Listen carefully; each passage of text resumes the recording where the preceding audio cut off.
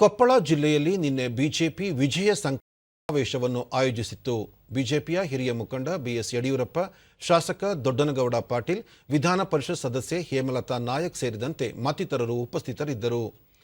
ಬಳಿಕ ಬಿಎಸ್ ಯಡಿಯೂರಪ್ಪ, ರಾಜ್ಯದಲ್ಲಿ ಬಿಜೆಪಿ ನಿರೀಕ್ಷೆಗಿಂತಲೂ ಹೆಚ್ಚಿನ ಸ್ಥಾನಗಳಲ್ಲಿ ಜಯಗಳಿಸಲಿದೆ.